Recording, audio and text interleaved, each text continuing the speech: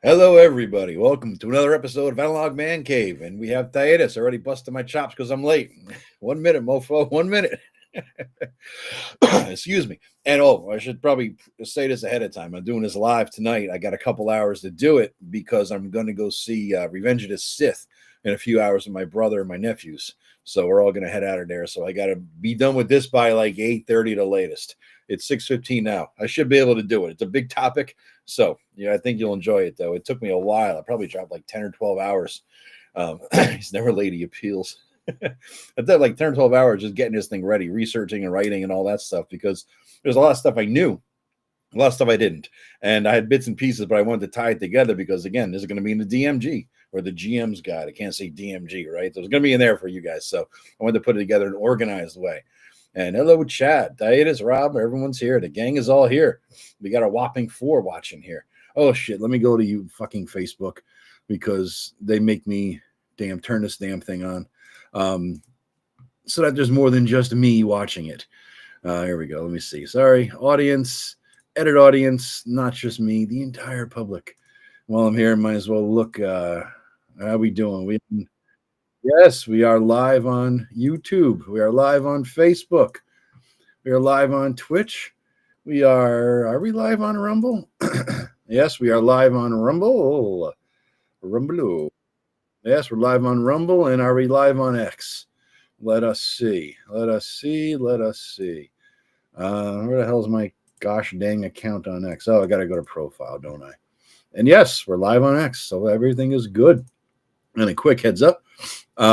Taxation of trade loot's a prelude to an exciting trilogy. Yeah.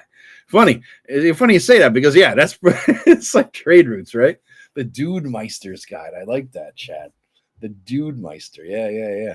But, yeah, we're going to see that and just a little prelude to it. That's funny you tied that in there, Rob. That's pretty cool. The other thing, too, guys, I'm going to try to mute myself if it happens, but I don't know what's going on. But I never get hay fever in the spring. I get it in the fall, but people who don't get it, like me, are being destroyed. And the people who do get it are like on their deathbed. Right now in Connecticut, I don't know what the hell's going on, but it's like there's this thin green layer of covering every surface in the entire state. And I've been a goddamn disaster. So I dropped one Benadryl into myself so I didn't get all kinds of, stupid in the head. But, one Benadryl and a little bit of this will get me a little stupid in the head. So we'll see. I'm going to try to mute the cough and sniff and otherwise, disgusting sounds, So as I go. All right. So that being first cough muted. Being said, we're going to talk about economics today in your game. I'm going to talk about things from the Dark Age perspective, the Middle Age perspective. And yes, I have been MIA. Erudite, I got your emails, man. I've been here. I've just been working on this stuff for a while, man, trying to get things done. Yes, I agree. I think you do need to convert Thaitis to a silver economy. But yeah, I got your emails. I'm just working on getting stuff done. And this week, too, I spent a bunch of time trying to learn the basics of HTML. Not learn the basics. I'm trying to learn if I can learn the basics. It's because at some point I'm going to have to be coding HTML for the Roll20 platform for the, basically the character sheets and the monster sheets and all that stuff because I want it to be for my own game. So I need to learn how to code because who the hell is going to code my game but me, right? I'm not going to pay somebody. And even though the last time I coded anything was basic on the Commodore VIC-20 in 1982 or 83, I just thought I had a mind for it. I look back like coding is one of those could have done it, might have done it, alternative timeline things for me. Would have been Joethelawyer, been Joe the Coder, so it's something like that, But yeah, I got into it enough to realize that I could do this shit. So that was good. That was encouraging. I spent a few days doing that though this week. And instead of doing videos and whatnot, so yeah, Rob's money. Now I see where you got your fucking heinous money system from, Rob. I looked it up, and as I'm doing his research, I'm like, here's where he fucking got it: 240 this and 12 that. And it's like mind breaking. You can't just do the basic Gygaxian 10 this is equals 1 that and 10 that equals 1 that. No, Rob's got to change his shit up, Daenerys's and all that. So yeah, but anyway. Let's sort of jump into it here because, like I said, guys, son of a bitch, I had to reboot my stupid ass computer before I got going because the mic wasn't working because Discord fucks with my mic all the time. So I had to reboot the computer. I had everything pulled up and ready to go. So and I said, well, I got a little time. Let me go in. I got a drink, take a leak, blah, blah, blah. And then I had to reboot and then I'm pulling stuff up here still. So let me just the one thing I did not pull up was all my notes that I just spent the last 2 days researching and writing for this thing. So give me a second here. Let me pull this up and we'll get into it. I'm up to this DMG, by the way, is up like 52,000 words at this point, I think, of 86 pages of Times New Roman 12 with no big gaps or spaces or tables or anything. So I'm doing pretty good. Yeah, 53,100 words. So yeah, moving right along here. It's going to be a beast. You know, one thing I realized too is that a couple of little developments in my head. I might as well fill you guys in before we jump into the heart of this. Remember, I was saying I'm going to, in a couple of years, put out a basic RPG, and then a few years after that, I'm going to put out an art, incorporate that into my setting, kind of like they did with Shadow Dark and now the setting book and Old School Essentials and their Dolmenwood thing. I'm just going to do it all fucking once. Maybe 4 or 5 years. That's when it's going to come out. It gives me more time to integrate it. I'm just going to do one game. I'm not going to do a hybrid, a half-ass game. I want everything out there all at one time. I'll spend the next 2 years as writing supplements and other material to sort of get my reputation out there. But the DMG is going to be a book of advice for GMs, the GM guide. And it's just going to be that. It's not going to be all the random tables and the magic items and all those things. Those will be in the setting books.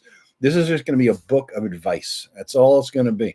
All these things, all these topics I'm going over. So basically everything from the beginning of the DMG and not anything in the back, like all those tables and appendixes and random encounter tables, that's going to be based in the setting part of the game.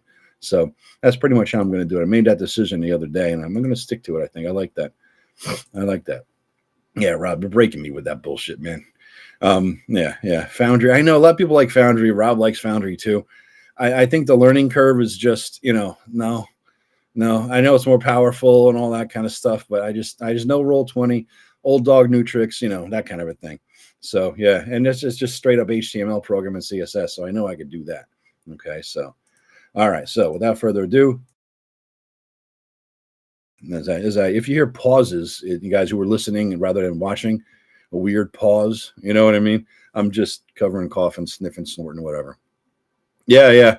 If I could beat Radri to market, it looks like a close call. Yeah, it's for 4 or 5 more years, so we'll see. We'll see how it goes for Rajis. All right, so we're up to 17 peeps now. You got some Max people, we got some YouTube people, no Facebook. We got somebody over on Twitch going on, and let's see what Rumble's bringing in. We got, let me see, anybody? Yeah, 3 on Rumble. Thank y'all, Rumblers. Just D&D is on Rumble. Thank you, Just D&D. All right, so again, let's jump into it here, boys and girls. All right, so the economy of the world. Economics is a huge topic, and the economy of your world is one that most GMs do ignore. But if you want an immersive RPG, you need to know about the economics of your world. Here, I'm going to focus in on the Dark Ages and the Middle Ages in terms of the economics. And, that's pretty much what most people deal with in fantasy RPGs. And I'm going to apply it with, how to GM that sort of situation, different tools and tricks and all that for GMing and all that. Okay. So,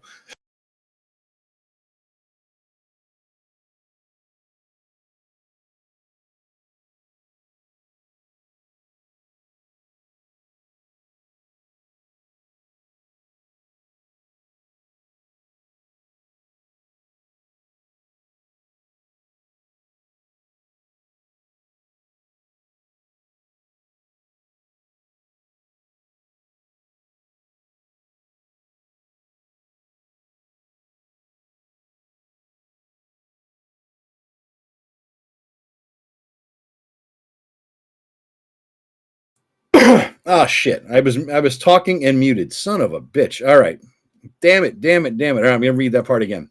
All right, the first thing you need to determine as a GM is the economic levels of your world. Keep in mind that different regions of your world can be in different economic stages as well as technological stages. The same game world can have hunter-gatherers on one side of the world, Bronze Age technology in another, and Iron Age or steampunk in the rest. They could have a Dark Ages economic system in one area, a High Middle Ages economic system in another. It's your job as a GM to weave all that together in your world in a way to make sense for maximum verisimilitude, which is a word I hate, but it works. All right. Now, the biggest difference between the Dark Ages and Middle Ages is the technology levels, the population levels, and the expansion that technology and population growth helped to enable. The Dark Ages had reduced trade and economic activity as compared to the Middle Ages. The people were more reliant on local rulers and their production and resources than they were in the Middle Ages. In the local economy, whether it be a town or village or manor, that was the center of everything. And really, in terms of technology, some of the big things, due to a lack of good harnesses, like for horses, some better plows and the iron they used for it and how they managed the fields, there was not a lot of excess food grown in the Dark Ages. Life back then was barely above subsistence level. And sorry, I find my typos here as I go. For example, barter was prevalent. Coins were not much used, if at all, in some areas, because, I mean, back in the Dark Ages, coins were debased or clipped or chipped or whatever. And, people don't need a coin, they need a cow. All right. So that's why cows or other animals or other products like eggs or whatever were often the basis of trade in some regions. Everything was noted in terms of, what was it worth? It wasn't like worth 3 silver, 5 gold. It was worth 3 cows, 2 chickens, and eight eggs, right? Because of poor plows and lousy harnesses, oxen were used to farm fields rather than draft horses in the Dark Ages. There weren't any guilds, and really, so information was passed along informally within family units or between members of the towns or small villages.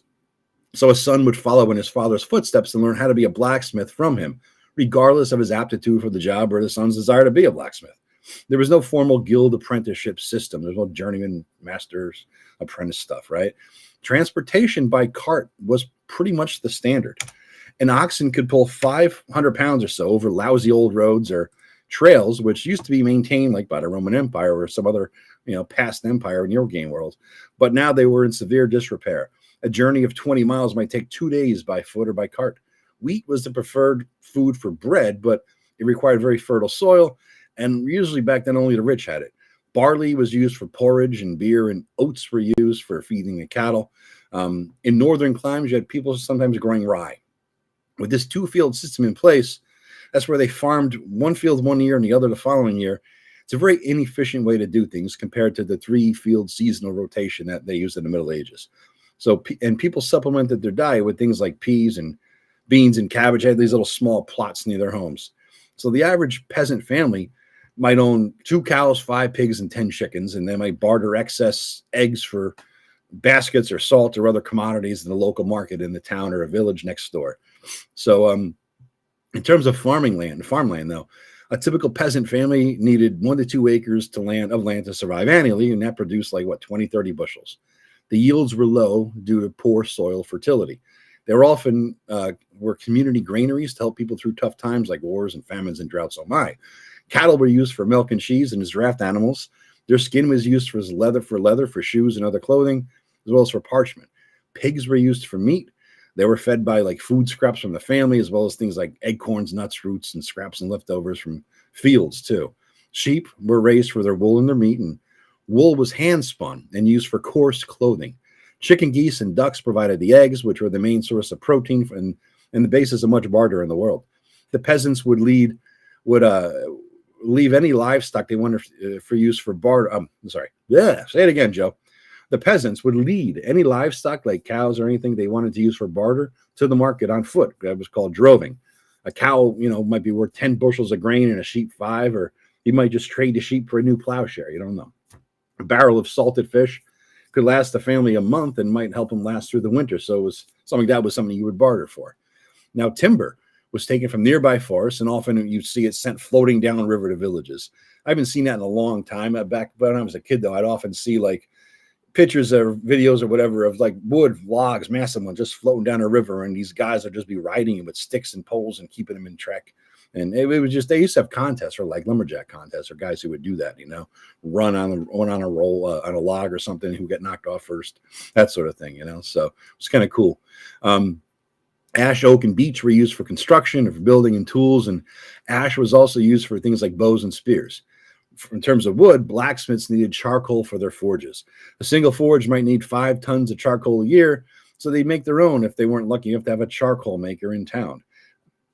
What the hell's a charcoal maker called? A charcoalier? I don't even know. But when you make the charcoal, you burn wood in a covered pit to make it.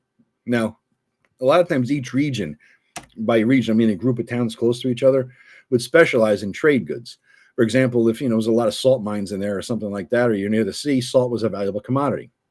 Without it, you could not preserve meat or fish for the longer term. It would just go bad and get spoiled. So if you were inland and far from the sea with no access to any local salt mines, salt is a thing that every villager needed. One commodity, one community might have iron, wine, and salt. Another would have furs, amber, and timber. and a third would have like cattle, hides, and wool.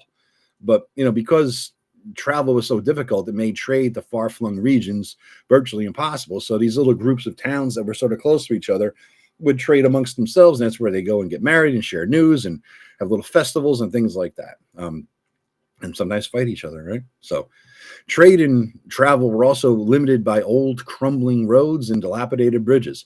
This is why carts were used so widely. This is kind of interesting. I didn't really realize this. I dug deep into the research.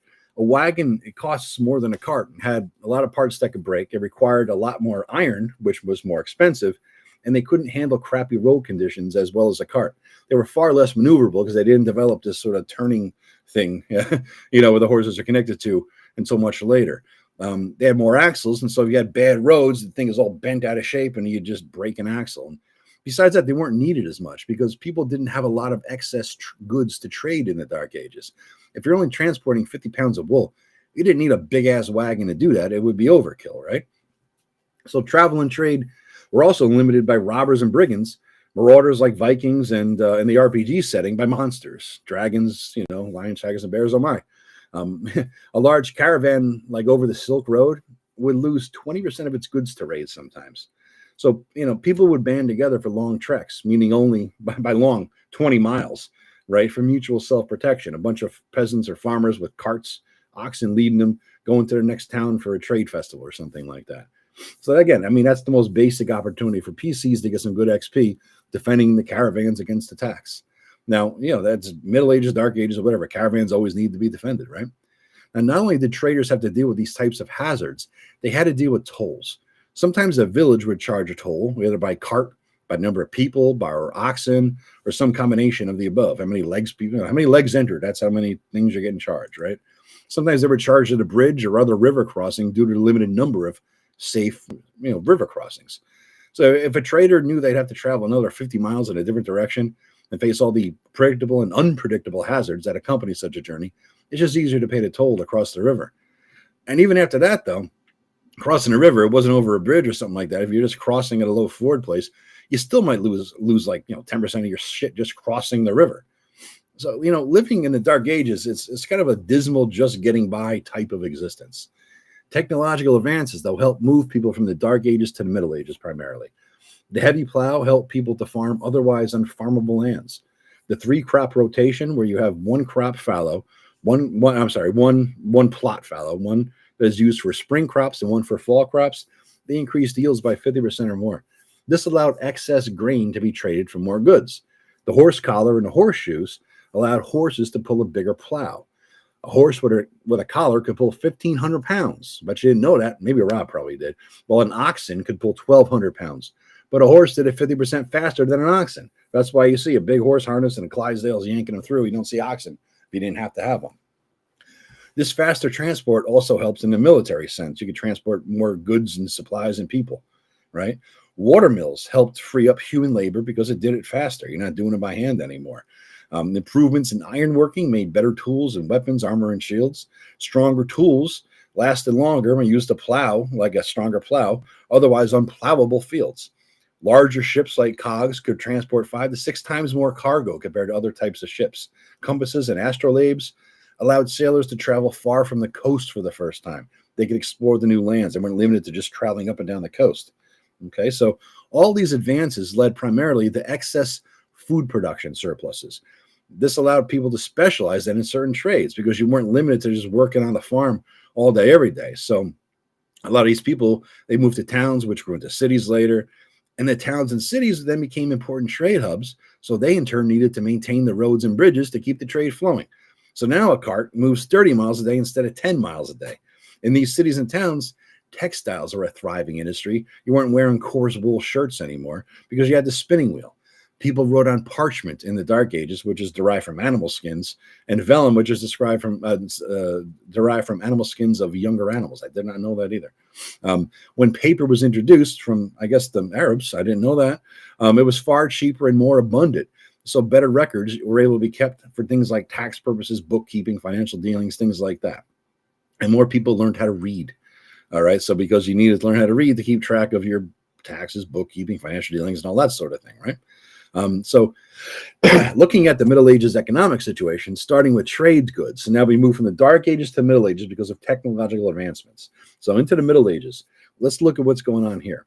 Starting with trade goods, we see that the basis of the economy is that farmers can now plow 5 acres instead of 2. Since they could live off of only 2 still, those other 3 is where the profit was, right? That's the excess, that's the surplus. Now, they were often taxed by the lords of the lands in various ways, but that excess did allow for more trade. It also, as I said before, freed up people from having to work the land all the time and being able to work for the lord of the land now for projects like building roads and bridges. You don't need to spend all that time farming the land and taking care of it because of the increases in productivity. So you're like, hey, the Lord says, all right, I demand 30 years of labor out of you, or 30 days a year labor out of you. And next thing you know, he's repairing bridges and roads with them. Okay. So now the same trade goods were exchanged in the Dark Ages at a more local or regional level, but now you had the ability to trade in terms of currency rather than just one good for another type of good. This is the biggest problem with the barter system, is that 2 people each had to have a need for what the other had, or there was no deal. Although barter is often used still in social situations, even after that. So, for example, you might give the lord of the land the big fattest pig you had. I wrote pig. Jesus.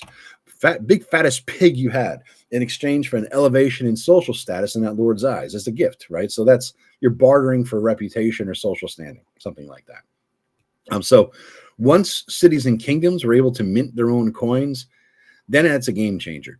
For one thing, just from a vanity point of view, an ego thing, the rulers loved seeing their faces on the coins of their lands. The currency was usually in some form of silver or gold, or with letters of credit taking their place. I'll get into that a little later on, those letters of credit. But coins also allowed rulers to hire professional soldiers and pay them with that rather than having to rely on serfs. Serfs were also able to buy their way out of military service, or farmers or whoever, which gave the ruler more money for more soldiers. So it was like, just keep cycling up. Now, cities, they had thriving marketplaces for sale and all the goods from all the lands around. Coins made trade there a lot easier. You no longer had to bring 4 oxen and a goat to town to get 4 bushels of pipe weed and a slave. You could just bring a purse full of silver. Markets also provided protection from those buying and selling by way of guards in the marketplace. And if any disputes arose, they were often handled by a local magistrate type of figure, like right there on the spot. At a small fee, I'm sure.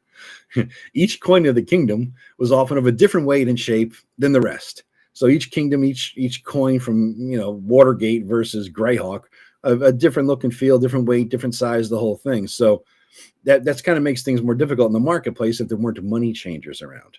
Now, the coins were weighed and tested by the money changers, often at markets or fairs, to ensure their purity and value, because people used to clip coins. They would just take little pieces of the coin together. And, eventually these coins got smaller and smaller and smaller. That's kind of like asshole weed dealers, right? I used to go to back before fucking shit was legal out here. You're going for an eighth or a quarter or something like that, and you take it home, you weigh it. It wasn't an eighth or a quarter, a little bit less. They take a little fucking nug out of there and make one big old bag and make more profit off it. Pieces of shit. So I always have to measure weigh the stuff. So standardization builds trust in a currency, just like it builds trust in a weed guy. So yeah, don't do it now because Jesus, all the freaking fentanyl and all that. It's not. We just get legal or don't get it at all. You don't want to die from a goddamn head of weed. Anyway, with ships and better roads, trade was increased to all corners of the world. People were no longer stuck living in these little regional economies. So you had things like pepper and other spices. You had dyes, you had incense, you had silk, high quality ceramics and jewelry and other luxury goods. They were in high demand amongst the wealthy. Just like now, back then, they were marks of status. In your game world, you might have different races, maybe specializing in different things. Maybe gnomes, because of their big-ass noses, could be specialists in incense or other things requiring like a finely tuned sense of smell, the olfactory ability, right? So that they know the worth of something. Dwarves might be the master of the finest steel and elves of the best bows. Halflings might be the best bakers or cooks in the land. So now that you're trading to all corners of the world, right, people had a problem because you're not going to bring a big ass chest of 10,000 gold pieces all across the world on a ship or a wagon across thousands of miles of hostile lands. This is why they come up with this letters of credit system. You would deposit money in one location and get it like a sealed letter of credit in exchange that you could exchange at another location for gold or something like silver, whatever, at a small fee of 1 to 5%, which is of course the genesis of the banking system we have today. These operations were often set up by money changers who then rapidly evolved into money lenders because they had all this money at their disposal that they would just lend out money to people. So going along with this whole thing, there was a need to store this money safely. How do you do it? In the old days, farmers just hid their stuff by burying it. If they had any coins or silver or anything of value, they would just bury it somewhere. Problem then is that what happened if they died? They're burying it so the Vikings don't get it. Next thing you know, they're dead. The Vikings get nothing because it's buried under the tree in their yard. And so this is why you have shows like The Detectorists on thank you, Tim, for recommending that to me. That's a great freaking show. We're the metal detector guys that go out there in fields and where things were used to be, and they'll find gold coins in a bag or something like that. That was the inheritance of the whole family or something, or an old monastery or whatever. So it's kind of neat. Anyway, so people would again deposit all this stuff in these banks, but the banks needed to have a good way to keep it safe. So lords of manors used to have a locked chest, maybe openable by several keys. All three had to be in at once. Trusted retainers had the keys, but nobody had all the keys. Maybe churches or money lenders would store it for people too, for a small fee. And they could also use it for their own needs, like I said, which helped them grow in power. The church expands based on the deposits they have, knowing that not everybody's going to take a deposit out all at once. So there's a lot of ways, a lot of chances to infuse this process with magic in the RPG setting. Magic can be used to ensure the purity of the coins and the weight as well. In fact, I learned that the word touchstone, that's what they used to touch on a stone, the coin, to see what it was purity or value. What is it? Is it real or is it fake? Right. So I didn't really realize that, but you have a magical touchstone, which instantly put a coin on it, tells you the level of purity or the weight of it or something like that. One low-level magic spell I gave Greg, who played a cleric of the god of trade in my game, was the ability to sort and stack and count coins in an instant. So you cast the spell on a horde, on a dragon horde. You just kill this dragon. You cast a spell on the horde, separates the gold, the copper, the silver, the electrum, and all that stuff, right? Into 4 separate stacks, and you instantly know it's stacked up neatly. You know how much is in each stack, and that way you're not having to like scrounge to get out of it before the dragon's mate comes back and kicks your ass. You don't want to have to deal with the freaking copper, because the hell with that. You want the stuff that's more valuable, right? So that's the kind of thing I like to use little things like that for. You can use magic to determine the legitimacy of letters of credit, as well as securing wealth in safes. In my world, I made up a group of mountain dwarves. They're the masters of safes and vaults. You would pay a fortune for this safe or this vault, but it's worth it to protect the rest of your fortune. Nobles or big guys like that would do it. The highest nobles. My brother's guy did that. Now the keys can be tied magically to a person or their designated successor. You can even have magical monsters as protectors for your hordes of wealth too. Now, when you had an economic system based in coins, taxation is far easier as well. It's a lot easier to deal with taxes when instead of like 3 cows and a pig, you just say, give me 3 silvers or denarises or whatever the hell they're called, Rob. A stockpile of coins could help overcome crises like droughts and famines and plagues and wars that would affect a supply of goods. Before, if you did not have anything to trade, you had no stockpiles of food, you would die. And so if you just had stuff that you couldn't eat, and you had no food and you had no money to trade something for food, you were dead. You were dead. That's it. But now with coins, you can use these coins to try to survive by purchasing the things you need. Of course, at an inflated price, because things go up, right? As we knew all during the COVID thing. But at least you'd have a chance to survive in the winter. Now, with extra food, populations grew because you weren't starving. You could afford, you'd have more people out there eating. So populations grew. It was a time of wealth and all that. People specialized, like I said, in certain trades and moved to larger towns or cities. Their towns developed into cities. And with the move to large towns and cities, guilds would spring up. Skilled craftsmen, tradesmen organized themselves in organizations to regulate their trade, these guilds. They would often regulate their members in terms of weights and measures. So like the Baker's Guild made sure that a loaf of bread was the same size and weight from baker to baker, for example. That way you didn't have different prices too. Everything would be set and standardized. The organization also gave them political power, which they wielded to their own benefit, of course, and the benefit of their members. They would set up apprenticeships, often changing what used to be a family profession passed down from father to son or mother to daughter to a system where anybody can learn it. So now the blacksmith's son could go on to learn a trade he might have more innate skill or passion for, like, making fishing nets or gem cutting. He wasn't stuck with the legacy of his family passed down for the last 50 years or 50 generations. Who the hell knew how long? Um, excuse me. Guilds were often responsible for regulating a member's conduct too. They would punish people and were given the ability by the government to punish people for not abiding by guild regulations. Bar associations still perform the same role today with lawyers in the United States.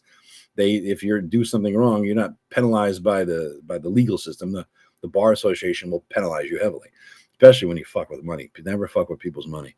So I've seen that happen. The lawyers, and they lost their license instantly, never got it back. Because that's the biggest thing about trust, right? You don't fuck with people's money. Guilds also acted like a fraternal organization. They had guild houses serving as places to gather, drink, eat, discuss matters. Guilds would take care of their own in other ways, like they would help a member who was ill, or the family of a member who died. It was like a workers' comp, or so like a death insurance kind of a thing. They would go after people operating in the area that they controlled if they didn't have a guild permit. Guilds might set price controls to assure a healthy profit from all their members to make sure nobody undercut everybody else. So these actions often gave rise to powerful guilds with monopoly-like power over certain products. They sometimes set up a conflict with the rulers of the city if they got too much power. Guilds they're really good sources of adventuring hooks too. Just think of it. A mining guild could hire PCs to kill a monster in the mine, or a guild could hire PCs to infiltrate and take down a black market operation that's been undercutting them. Guard opportunities abound, whether it's caravan guards or guarding the coffers of money changers in the marketplace. Tim had us do that one time. When we got into the Adventurers Guild, we had to get some cred. So we did that, and that led to further hooks, too. Even a guild in one city could go to war against a guild in another city, and you could be enlisted in the battle. On either side, doesn't matter, right? Now, with population growth in urban locations, you also had expansion into the lands around, which allows for more growth. For example, you had swamps and marshes could be drained to allow for more farmland close to the city. Drain the swamp, right? Forests could be cleared for wood to grow the cities, which added more farmland. These things provide excellent opportunities for PCs too. After all, before you send people to clear land to develop these places, any threat to the workers needs to be eliminated. So you get into the forest, into the swamp or the marsh, and you find the bad guys, kill them and take their stuff.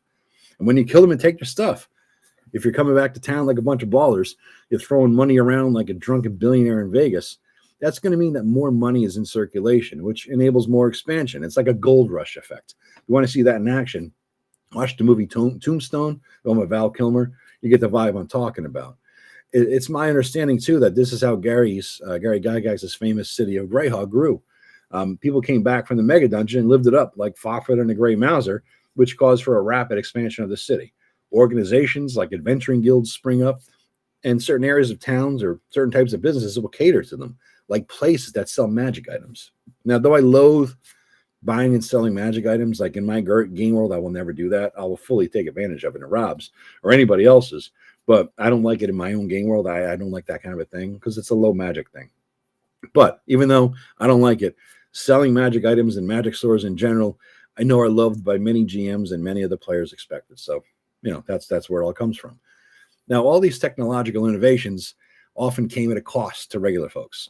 A mill or a wine press or some other such innovation would be under the jurisdiction of the lord of the area, and he would charge a tax to use it, whether in coin or by way of a percentage of whatever the mill is grinding. Tax collectors often collected more than they were entitled to and sold the excess at a profit to themselves. Rulers would prohibit or charge people to fish in certain places or hunt or take lumber from certain forests. Wars and maybe a lavish spendthrift lifestyle of the rulers would result in more taxes. This, of course, leads to resentment, and that leads to peasant revolts, which are frequent throughout history.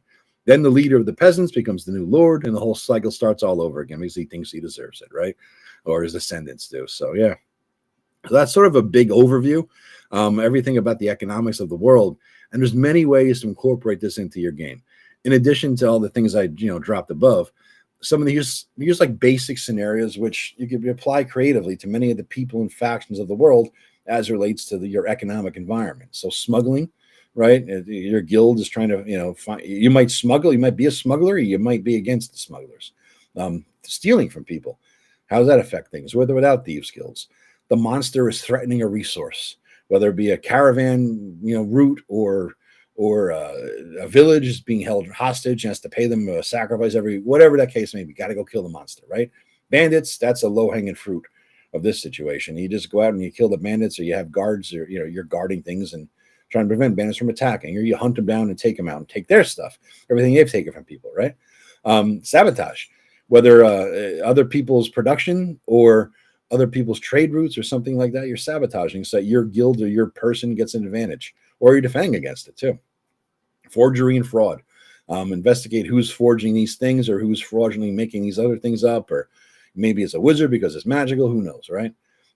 Protection of deliveries, whether outgoing or incoming. Again, warehouses or caravans, whatever you might want.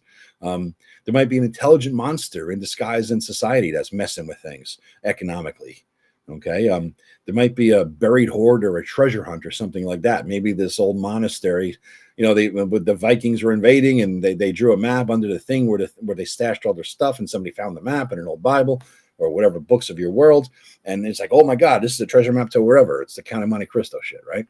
Something like that. You're dealing with maybe pirates or raiders. That might be something, as opposed to bandits, right? Raiders are more of a organized, many more people. You might be dealing with Robin Hood shit. Steal from the rich or give to the poor, or fighting the Robin Hood people, right? To find out. There might be an evil lord who's putting high taxes on the land, and all the ramifications come from that. You need to fight them or work with them, get paid by them, right? There might be a kidnapped family member or lord who's being held for ransom. You got to go hunt them down. Guild wars, too. I talked about that a little earlier. Trade route investigation. That could be fun. You got to see if the past is clear. I had my second edition guys do that. It led to a lot of things, just to see if the past was clear. And again, peasant uprisings. What side are you on if the peasants rise? Are you with the people? Or are you with the government? Right. So the possibilities are really endless here. Whatever you want to do, there's a lot of things to look at here. But I think it's important though to understand the economics of your world, of your system, because once you know this, you know how it all ties together. You're able to, make better use of the tools that you're supposed to have, create a more immersive environment. Okay, so I love immersion. I love the details, and that's the best way to do it. Let me catch up with you guys here. Hold on a second. Let me give a. All right, so let's see. Where the hell are we at? Some comments, I think. Some comments. Charcolio. All right, so let's see. Damn it, I left two. Who's okay? I'm back. All right. For a foundry, heinous, and my golden price for my cold dead finger. Silver pennies and gold crowns were a 320D. Yeah, Rob, you're killing me. My latest group in Dark Sun, I had to pay a lot more attention to economics. One of the players was playing a trader. First time in 33 years I've had one played. Rob had a trader in his game too. Sorry, I was muted there. Sorry about that. Lost your sound. It was only for about a minute, I think, guys. So I think we recovered okay. I'm back. Yeah. Let's see. When did adventuring guilds get started? I don't know. Maybe Gygax. He must be the first one, right? Distilled spirits, wine, and beer were a good type of barter currency. So is salt. Exactly. Charcoal burner. That's what it seemed like. Yeah. Charcoaler. Yeah. Harn has an article focused on. I'm sure Harn does. Charcolio. They have camps in the forest that they build their charcoal piles. Yeah. Black mead, Bochet in France. There was no beer until hops later, mostly ale. Okay. All right. That's good to know. Rivers are the best way to move goods. Just float the stuff downstream. Yeah. Then it's a matter of getting it upstream, though, right? There's some good, interesting possibilities in the article. Okay. Good to know. The cost of transport via river was an order of magnitude less than land, at least. Yeah. And canals and all that kind of stuff. Read a statistic somewhere that at one time during the medieval ages in England, banditry was the largest profession of most younger men. I don't doubt it. Yeah, they weren't allowed to cut trees at all. They were felled by storms. That's what the term windfall. No shit. I did not know that. So if you couldn't cut the tree, but if they were felled by a storm, you get a windfall. The wind made the tree fall. So you get, no shit. Did not know that, slow children to play. That's pretty freaking cool, man. That's pretty cool. Yeah, cities were built at river junctions or river. Yeah. Look at the Nile. Exactly. Yep. The horse collar. Most river valleys are unfarmed because the soil was too heavy. Yeah, that makes sense. How's it going, everyone? Dirty Dwarf, what's up? Hey, I'm still alive there. Raptor 7 still alive. Papyrus made from reeds, I think. I don't know. It said it was made from papyrus reeds. Yeah, that makes sense. Parchment and vellum was made from the hides. Papyrus, I believe, was reeds. You're right. ADD. Joe fudge fingered his mute tab, but recovered nicely. Yeah, I did fudge finger it. I'm clicking with the mouse here, and just didn't click it off again. Reading a book on the Middle Ages right now, and the author, when I was way to write that, always there were throngs of vagrant, itinerant workers, are basically a mob in the margins. Yeah, yep. Joe was bad mouthing the Medicis. Let me know how that works out. Well, They're not around anymore, but their descendants in the Illuminati are. So, by the way, guys, if you want to, invite me and induct me into the Illuminati, I'm more than willing to be a trillionaire. More than happy to. Okay.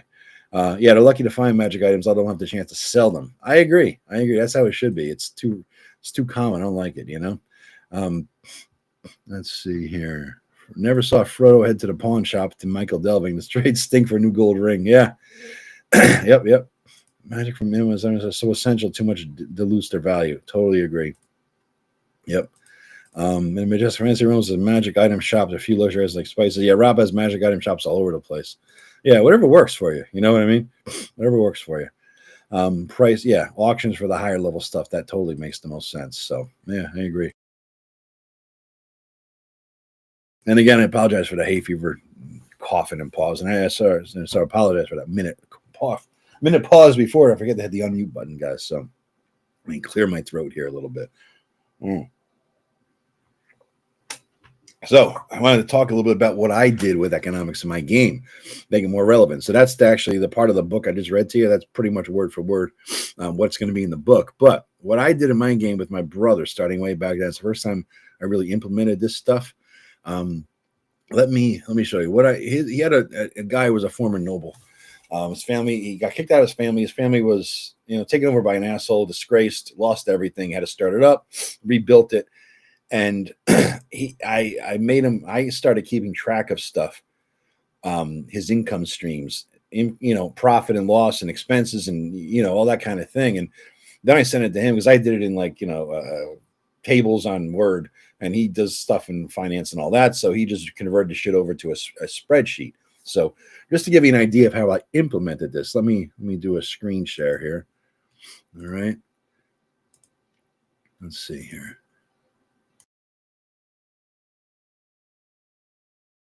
I'm going to take the chat overlay away so you can see it better. All right, guys. And make it a little bit embiggened here. So this is just one example. He wanted to set up a thing where he had a Griffin Erie business selling griffins.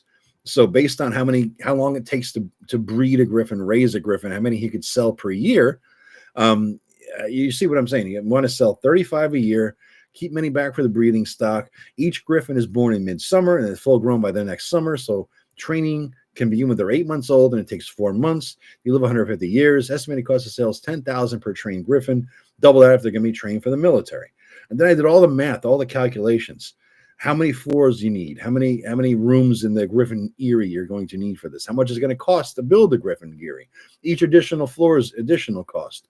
So 14 floors, 105,000 gold pieces. That's the basic bullshit layout of it. I don't know what the hell program I used to do that, but that's the layout of it. Trainers, what they do, how much they cost, eggs and feeding costs, future costs, trainer costs, all that sort of thing.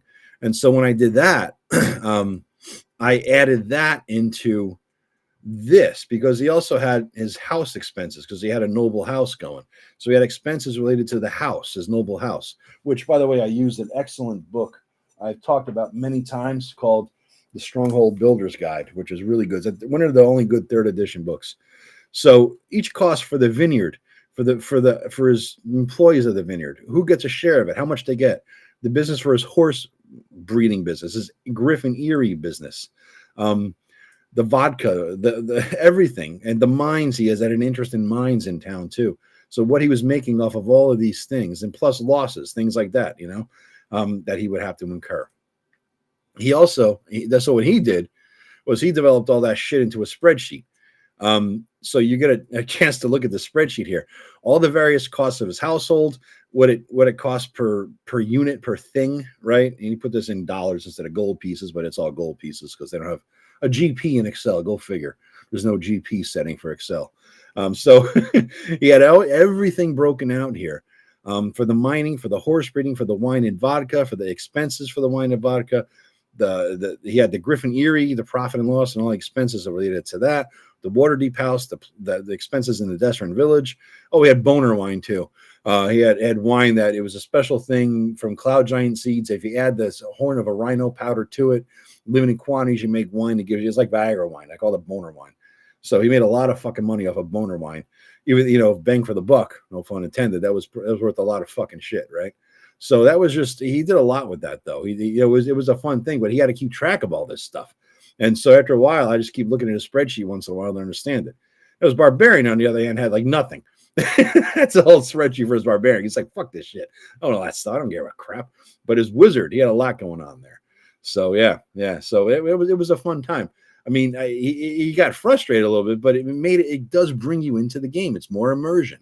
It's definitely more immersion. I have a lot of let's see. Keep in line, lane rate 24D a month to get a sense of the values. Yeah, I think that's the key, Rob, is you got to figure out what exactly is the base income for somebody to make per day, per week, per month to be able to survive. What is the average cost of living, right? And from that, if you're dealing in barter, it's a lot harder. It's very difficult to figure that out. But if you're dealing with coins, you can figure out like what does it cost to live on a farm for a guy for a year, for a week, cost, whatever it is. And then from that, you would extrapolate, okay, so therefore, what would a bottle of wine cost? What would a meal in a fancy hotel versus a shithole dive bar cost? Things like that. It's once you figure out the base, what it costs to live on subsistence wages. If you're a laborer and you're paying for a room and board at a boarding house and you're sharing a shitter with a lot of other people, then you can figure out, okay, then based on that, if this guy's making this much money a week, month, year, whatever, you can figure out what it's going to cost for all the other things in life based on shit you could use real life research in the past, or you just extrapolate off of the current day situation right now to figure that out. It's up to you guys. But so Rob, you're posting a lot. Yeah, it's not posting your links, Rob, because you're not in the thing. You know what I mean? It won't let you unless you're me, basically. So if you want to email them to me, Rob, I'll put them in the notes later. Shark, what's up, buddy? So I wanted to show some of these resources, like I was talking before. This is a great one. The Stronghold Builders Guidebook. It's awesome. It's what I use as the basis for my brother's game. In terms of, what does it cost to have a fancy kitchen? What's the layout? And if you have a fancy kitchen as opposed to a poor kitchen, how many people need to staff it? That sort of thing. So that's really nice. Another thing is this book, the Aurora's Whole Realms Catalog. I mentioned this before in various streams. It's a great little resource of just, what's in a wizard's laboratory, what's at a scribe's desk, what's a clothing and shoes, different kind of strange items that you wouldn't really see other places detailed out. And that is built using this. What's up, Shark? Good to see you too. The Whole Earth Catalog. All right. This is something that was put out by the hippies back in the day. It's a big ass book, but it's all these weird ass things that, if you wanted to live off the grid, subsistence level living, or the tools that you would need to live. It's like a Sears catalog for hippies. If you want to get off the grid, what you would need. And there's everything here, from books to tools to horses and Jesus. I mean, it really is something else. I forgot I had this, for a while. Then I pulled it off the shelf a while back. I started looking at it. It's just amazing. It really is amazing. Steve Jobs wrote about this in his famous video in his speech to Stanford. If you haven't seen that video, you should watch it, guys. It's a 10-minute video, but it talks about, it basically talks about the unpredictable and unplanned things in life leading to greatness, and, how he went to, how he took some class on calligraphy and then he incorporated all that into the Apple later, right? So yeah, that sort of thing is pretty neat, Another book that is pretty cool is this one. Anything by these guys. A Magical Medieval Society, Western Europe, is by this is the 3rd edition by Joe Browning and Susie Lee, Expeditious Retreat Press. I've gotten so much good shit out of this because it has all the various different professions in a medieval setup that you could possibly have. Is based on the manor concept, prices, legal obligation. Let me just give you the brief rundown. All right, so the peasants, the village, the magic on the manor house, generating a manor, starting up the manor, types of cities, wards, prominent structures, the social city, generating towns and cities, the economic stimulation of the city, the clerics and those who pray, those who rule, generating kingdoms and aristocracy, warfare. I mean, everything you could possibly think of that you would need as a good resource in a medieval town or village or city. This will give you that. In fact, all of the Expeditious Retreat Press shit is really good. Let me show you a couple more here. A Magical Society, Silk Road, great book. Talking all about the Silk Road travels, right? A Magical Society Guide to Mapping. Rob, they even have like air currents, I think, in there, Rob. So, be jealous. Be very, very jealous. Let's see. I remember seeing pictures of fucking air currents, solstices, Jesus Christ. Pangea, mountain building. I mean, just nuts. I mean, the level of detail. Here it is. Mapping your world. Jesus Christ. Yeah. So all this is really a good book. And then A Magical Medieval City Guide. Actually, again, Expeditious Retreat Press. Good stuff. I mean, you get the table of contents here, guys. Let me embiggen this thing. But yeah, so you'll understand. It's excellent. All their books are good like this. I would highly recommend any of these books to you guys as a resource. Okay. Another one. This is Pundit has this book, Sword and Caravan by the RPG Pundit. It's basically a Silk Road type of book, just like the Expeditious Retreat Press one. But this is about swords and Sword and Caravan is based in, I think it's based in his world, with some fantasy stuff thrown in there, also based in reality as well. It's just a fine book. And I remember asking him, how is it different than the Expeditious Retreat Press book on the Silk Road? And he says, I never heard of that one. So, so yeah, he didn't even know it was there. So it's just two books on one topic. You don't even know. And finally, here's one that Tim recommended to me a long time ago. And I found it to be awesome. Exactly what it says it is. The Ultimate Adventurer's Guide to Goods and Gear. I was a player who loves shopping. This is fantastic.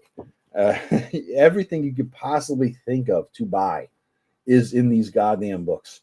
Rob, I do not use the Harn books at all, ever.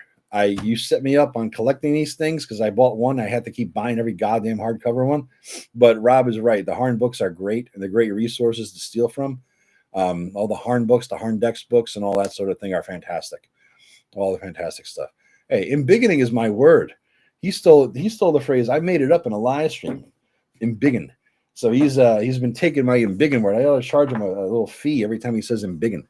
So yeah. A lot of economics. The Harn World and Harn Dex. Yeah.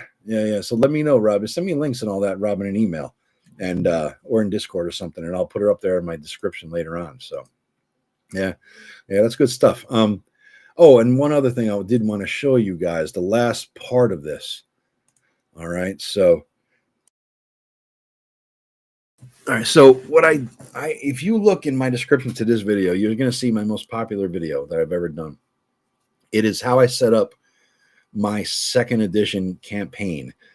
It's about 2.5, 3 years old maybe at this point, but it's like got 30,000 views or whatever. It's insane the number of views I got on this thing. Let me see. I'm kind of curious what I have for views on this thing. Wait a minute. Oh yeah, here. Where the hell is it? Views. Yeah, how to run your first OSR campaign if you're coming from 1D&D, 5e, 5.5, blah, blah, blah, blah, blah. It's got 32,000 views, 1,371 likes, 97.9% like the dislike ratio, 224 comments. Again, 32,000 views. It's my biggest, most viewed one. Basically, it's kind of cool. Let me show you. I guess I could just show you this. It's kind of neat if you ever wanted to see it from the back door perspective. No grossness intended here. Hold on a second. Let me share the screen with y'all. I gotta put it here, I guess. Come on, baby. Where you at? Share screen. Entire screen. Boom. Yeah. So that's my. Let me get rid of the overlay again. Yeah. So my most viewed thing is 32,000. Next one, how to help 5e players adjust their OSR game, 25,000. The big problem with the DM thing, I went stupid viral recently. It was just released recently. Got almost 20,000 views. Is 2E old school, a OSR Y, and 12,000. Then Wizards Hates You, blah, blah, blah. So yeah, anything with like the crossover between old school and 5e seems to be getting good views, but it's not bad. But this is what I wanted to show you. Guys. This is my campaign. You're going to, if you go and look at the link to my most popular video, you're going to see an in-depth explanation of all this stuff. But this is the campaign world I set up. Now, I took a Forgotten Realms map and I added a shit ton to it, essentially, is what it came down to, right? Let me get rid of some of these things I don't necessarily need here. Get them out of the damn way. There's Daramir, Rob's guy. Rob's, I don't know how many Robs. Rob had a few guys. He kind of died in bad ways. But yeah, so this is my second edition world. And let me see, I don't want to snap to center. Fuck you. I never want to snap. Why can't I just default to just don't snap, asshole? Ever. So this is the world. I set up a little area, a little region in the Forgotten Realms that I wanted to have like a regional campaign rather than a big world-spanning campaign. And I knew it would last longer and have more of an effect in a closer little area there. Okay. Yeah, definitely Raul Purdy. Yeah, watch it. Yeah, watch it whenever you like, man. So basically what I did was I had Parnas as the main town. Okay. And then I had the elves up here, the high elves, and they specialized in wood products and crafts, things like that. Over here, Glendale student, I had gnomes. And again, I made up all these places based on the terrain because it wasn't really that developed in Forgotten Realms. But the gnomes did gems and salt. Okay. The Weathercoat had the wild elves that specialized in killing you and taking your scalp. That was their gig. Down here, you had the mountain dwarves. They were reclusive and basically focused in on metal work. All right, swords, shields, pots, pans, anything that you do with metal. Over here, you had the mountain dwarves. They were more stonework folks. That was more their gig, carving and things like that. And plus, they did some mines. They had some little iron mines and copper, I think. All right. Over here, you had the elves. You had wood elves, which dealt mostly with like Native American Indian. That was my sort of model for them. Trade crafts, things like that, skins, bows, really good bows, ornate and decorative. Then you had the gray elves, which really specialized in buying and hoarding all the magic they possibly could so they could take Everesca back someday. They were refugees from Everesca for 4,000 years. Over here, I had two gnomish halfling settlements. One of them was, remember, the stouts, the Harfoot, I forget what the hell. The three different types of halflings. But the taller ones raised horses ponies up here in the cloud barrows. And the other two types were down here. And they basically did anything related to pumpkin beer, pumpkin pies, pumpkin anything, pumpkin spice, everything, right? So they were like they had even the Great Pumpkin Festival, Charlie Brown, in the every year they had one of those festivals over there. So, and they also had honey and sweetmeats and foods and things like that, pastries. So they would sometimes come up to Parnas and trade. It wasn't that far; it's a couple of days journey. So everything though was an integrated system. People needed the salt. All right. People needed the iron products from the dwarves. They needed some of the pottery and the stone crafts products from over here. They needed some of the wood products from the wood elves and the high elves. Everything was an integrated system, and I get really much more into that in my longer video that's linked below. That the most popular one. And then, of course, you have your threats. You have the bad guys in Everesca who took it over. You got the snake people, kobolds, lizardmen, bullywugs, bugbears, gnolls up here. Yes, the Mongolian types out here, and then the hordes, trolls, and over here, hobgoblins over there, snake men down here, orcs and goblins out in the mountains here. So it made for a nice environment. I managed to get all the evil humanoids, all the demi-human groups, and the humans all in one place for a little regional environment. I'm raising my hands in a big circle so if you could fucking see me. I keep forgetting that I'm sharing my screen. So yeah, that's pretty much what I did here. I thought it was kind of cool. I thought it was just a neat little ecosystem that I had to create. I did a big write-up on it too, and I really leaned into using the information from the Medieval Western Europe Guide for all the different crafts and professions. So then I detailed each city, each town, in each area, for the demi-humans and the humans, to figure out, who were the people doing these things. In many cases, I named them. The farmers, the pottery guy, the leather worker, they all names. Some of the random workers, I just, just pick a name, right? It didn't really matter. But I probably had named characters, like 20, 30 named characters in each locale. And so it made, once you do that level of prep on the economic front and a level of prep on the who's who front, you're doing a much more immersive game. And once you know how it all fits together, it's like a spider web, right? All these things, you pull one part of it, you see how everything else shifts. But unless you do that work ahead of time, you can't figure out ahead of time what's going to shift and what's going to change based on which section of the web you pull. Then you're just doing it randomly, pulling shit out of your ass as you go. This is why I don't like figuring things out on the fly, because you're never going to get an immersive environment. All you're going to get is, hey, what's around the next corner thing? DM is only one step ahead of you. He doesn't know. But if you want an immersive game as a player, don't play with a DM who doesn't have an immersive setting already set up. If you want to just like kick the door down and kill shit and take your stuff and West Marches bullshit explore as you go, that's not the kind of game I want to play or run at all. I mean, they're good for short campaigns that get you, 5 sessions or something like that. It's just to fuck around, but it's not something I ever want to do. I never want to run that. Shark is saying, I think economics are the essential foundation for any campaign. I agree. A strong economic foundation provides standards of living, adventures, motivations, not just for individuals, but others. Exactly. For all the other people, because everybody else in the game has motivations and agendas that might be counter to the PCs. But if the GM hasn't created all these other groups and organizations and people, places and things, you're never going to have them. You're never going to see how it all fits together. All right. Got that, Rob. Thank you. I'll take a look later, man. Political leaders, kings, merchants, everyone. Economics provides so much. It's awesome. I agree, Shark. A strong system and foundation feeds into actual history for the campaign and understands past events, motivation, wars, and more. Absolutely. Especially if you're coming from like a dark age thing to a more middle age thing, like my next campaign is going to be based in. It's going to be like right now, sort of a high magic stage right now. My brother's campaign was set in, and Rob's the 2E game was set in.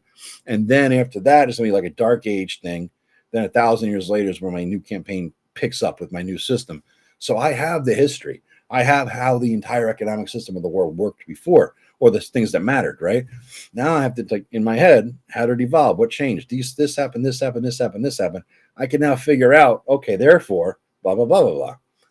And trace that over 1,000 years. And in broad strokes, obviously, right? I'm not going to figure out where each gold coin went each time it changed hands. But I'm going to be able to know, in broad strokes, what is going on in a campaign. I think that matters. I think that's really important. I think it's helpful for players to have that, because if the players are trusting you to put them into an immersive game, I think that means a lot, and they'll keep coming back. There was a game I played in with a guy back in the Flail Snails days. I won't say who he is, but I always thought he had this shit, mapped out, expanded. He knew what he was doing, and he kept it going for a while. And then I said to him one day when something didn't make sense, I said, man, do you have this all written out? Like, do you know if we do this, that's going to happen? He goes, no, I just make it up, one session ahead of you guys. I'm like, I dropped out of the game. I didn't play it again, because here I was thinking I was taking part in an immersive world, immersing myself in this world, and the actions I took mattered, when there was no way to predict how my actions would matter. There's no way to predict what I did makes any difference. So if there's no way to predict it as a player, for my PC, what consequences their actions would have, I'm done. I'm not going to play that game anymore. Like I said, it's good for a one shot, right? But the one shot even has to make sense. Like I think I mentioned to Tim before, Tim Schwartz, the prices of some of his shit don't make any sense in terms of real world economics. I mean, the price of a beer in Houndset is insane compared to like the price of a shield or something like that. And so most PCs have, the economics is a bit skewed, I think. But Tim is not one to immerse himself into the economics of the world as much as I am, right? So Rob is, so Rob has just all shit broken out, So yeah.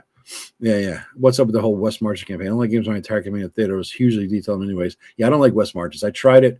I developed out Blood Island to try that shit when it was all the rage. And I don't like it. I'm just going to take the Blood Island part, though, and expand that onto my new campaign world. But I'm not going to. I know that Kelsey Dion's thing with her Shadow Dark, the new thing is West Marches, but it's not my style. It's not my flavor. It's not something I like to do. So I didn't back that Kickstarter. So she made $2.5 million anyway without my ass backing it. So she'll never miss me. But yeah, it's not my thing. It's not my thing at all. So yeah. Let's see. History and more players feel like they're actually stepping into a real world. Exactly. And that's the thing I want my players to feel. Because if you feel like you're entering a real world, you're going to keep coming back. You're going to get immersed. You're going to love the place. You're going to try to figure it out. Immersion requires minor details in the mundane experiences. Absolutely. To the point, Joe, there isn't enough hours to detail things down to the nth degree. I agree.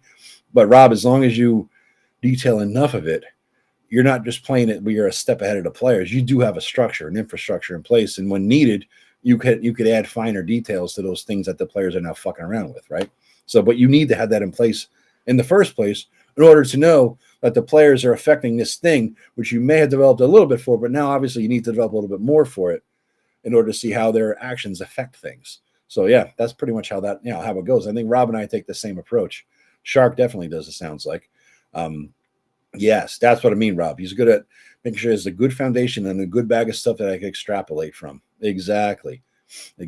I totally agree, Rob. That's where we're on the same page with that. We're totally on the same page with that. I mean, I have air currents written out in my game world, but water currents do matter. I mean, I know air currents do matter too, but that's when you're gonna cut, you gotta have a limit somewhere, man. So yeah. So those are all good things. And again, speaking of which, Rob's book, How to Create a Fantasy Sandbox, which I edited, good stuff. It's one of the few books that I've read, and I'm not getting any money for this. I didn't make any money off it. I just did it for fun or for the favor. But it's one of the few books I've read that I actually learned shit from. So get his book. I'll put some links to some of these books later on in the description as well. But yeah, I'm gonna head over to watch the Revenge of the Sith tonight with my brother and my nephews, and we're having a good time. So I'm gonna catch the 9 o'clock show. I thought this would go a lot longer. It's been about an hour now, right? So that's not bad. I thought it would go at least 2 hours, so it went pretty quickly. It's funny, it took like 10 or 12 hours to prep this goddamn thing. I spent pretty much the entire weekend just getting ready for this, wanting to get it out for you guys, before the weekend was over. But yeah. So I wanted to put it out for. I just thought it would take a little longer to dump it out there. So we're doing good. Thank you, John. Gonna have to run now. We'll catch the full video later. Interesting to see you do a follow-up debriefing on your 2-week campaign for other campaigns. I think I did a debriefing on the 2-week game after it was all said and done. There's probably a video out there somewhere. And for you guys who are watching on Rumble or X or Twitch or Facebook, you could take a look at my YouTube channel, because I uploaded a lot of more recent stuff to this, but I did not upload like all 300 videos I've done to those other platforms like Spotify and Apple Podcasts and all that sort of thing. So while you can listen to me on those things, all the older stuff, the archive, it's all on YouTube, guys. And most everything is categorized into playlists and whatnot. So if you want to do a deep dive in there, you really can. And again, if you want to be a member, feel free to start at 99 cents for the lowest level membership, guys. So you start there, become a channel member. And we're closing in. We're probably about 30 members now. Once I hit 50 members, I'm going to do 50 good permanent members, not the ones I'm gifting ones to. Once I get 50 good permanent members, I'm going to do a live stream once a month. Hey, Doc, level 8, OSR Grognar. Thank you. Yep. Thank you very much, Doc. How did you do that, Doc? I think there's a way to do that. You could, announce that you're a member for X amount of time and all that. So I do appreciate you being a member, man. So it just levels all the way from 99 cents to $50. I don't know, whatever you want to do. But the best thing you do if you don't want to do that or chats or anything like that is just share this thing around, like and subscribe, add a comment. The next video I got coming up, guys, is on religion in your fantasy setting. So that'll be another big one. The place and role of religions and churches and clerics and priests, oh my, in your fantasy game. So that's going to be a big one coming up this week. I guess we need a phrase of the day. All right. What should the phrase of the day? How about the one thing I didn't mention, which I was wondering if any of you guys would notice? Knights Templar, the original bankers of the world here, right? In terms of, holding on to money and things like that. So if you want to comment just for the algorithm, type in Knights Templar. If you want to just comment for the algorithm, I do appreciate that, because once you comment for the algorithm, it helps spread the word. YouTube thinks it's popular and they'll start putting it out there, guys. So don't comment here in these comments. Once this is over, you go into the comment section of the video and you could do that. By the way, I've learned how to turn on the comments so that any comments that are live, when people are watching the video again the next day, you could watch the comments as they came in live. So you could feel like you were there when it was released live. Okay, so I thought it was kind of fun. So that's going to be in all the live videos I do from now on. I figured out how to do that. Learn a little as I go here, little by little. So yeah. So Deus Vault, I don't know what that means, but cool. So thank you. Oh, it's an option in the chat. If you're a member, that's cool. You can show that you're a member for X amount of time. That's really, really cool. I'm going to try that on other shows that I'm watching, like Garrick's or something like that. So yeah. All right, guys. Well, listen, thank you very much. It's been about an hour, 15 minutes, a little shorter than I thought, but well worth it, I think. So thank you for watching and listening. And this is what I did my entire weekend. I'm going to make some dinner.